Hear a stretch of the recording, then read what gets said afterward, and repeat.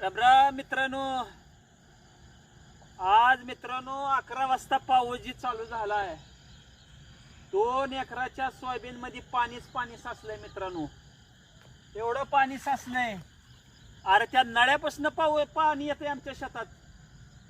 पाणी शेतामध्ये झालंय.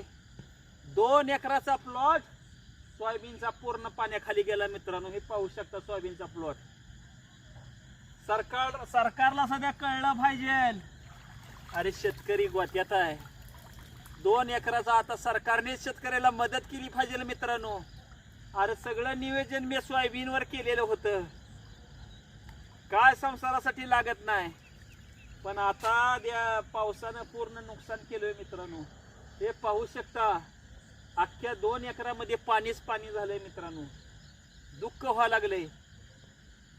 सोयाबीनकडे बघून दुःख झालं मित्रांनो. हे पाहू शकता सोयाबीनची परिस्थिती कशी झाली आहे मित्रांनो. आता गताशी आलेला आता शेंगा लागतेल्या म्हणलं. पाऊस एवढा मोठा पडला मुसळधार.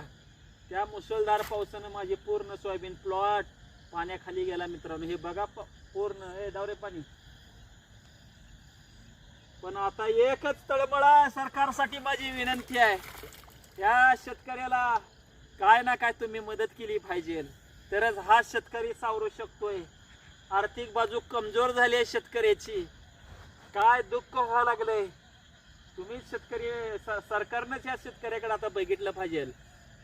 शेतकरी हाय तर सोयाबीन हाय असं म्हणतो, पण आता तीच सोयाबीन आता माझी पाण्याखाली गेली आहे मित्रांनो.